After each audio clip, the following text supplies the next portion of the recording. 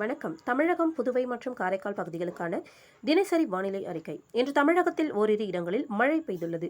புதுவை மற்றும் காரைக்கால் பகுதிகளில் வறண்ட வானிலை நிலவியது. இன்று அதிகபட்சமாக நீலகிரி மாவட்டம் கூடலூர் பஜார், மேல்கூடலூர் தலா 2 சென்டிமீட்டர் மழை பதிவாகியுள்ளது.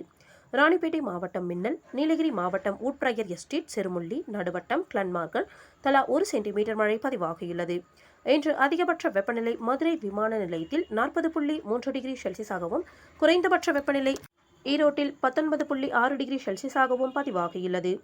மேற்கு திசை காற்றின் வேக மாறுபாடு காரணமாக இன்று முதல் 23ஆம் தேதி வரை தமிழகத்தில் ஒரு சில இடங்களிலும், புதுவை மற்றும் காரைக்கால் பகுதிகளிலும் லேசானது முதல் மிதமான மழை பெய்யக்கூடும். தமிழகத்தை பொறுத்தவரை அடுத்த 2 தினங்களுக்கு அதிகபட்ச வெப்பநிலை ஒரு சில இடங்களில் 2 to 4 டிகிரி செல்சியஸ் இயல்பை விட அதிகமாக இருக்கக்கூடும். சென்னை மற்றும் புறநகர் பகுதிகளை பொறுத்தவரை அடுத்த 24 மணி நேரத்திற்கு வானம் ஓரளவு மேகமூட்டத்துடன் காணப்படும்.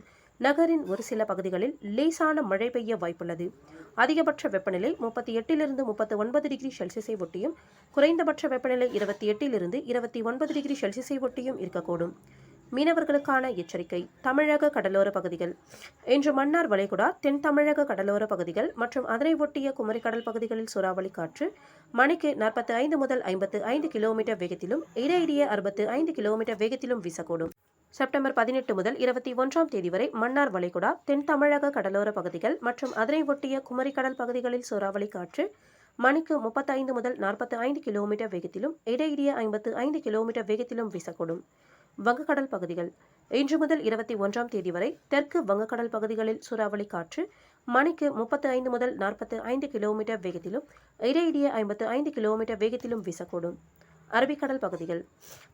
இன்று முதல் 19ஆம் தேதி வரை தென்மேற்கு அரபிக்கடலின் மேற்கு பகுதிகள் மற்றும் அதனை ஒட்டிய மத்திய மேற்கு அரபிக்கடல் பகுதிகளில் சூறாவளி காற்று மணிக்கு 45 முதல் 55 கிலோமீட்டர் வேகத்திலும், இடையிடையே 65 கிலோமீட்டர் வேகத்திலும் வீசக்கூடும்.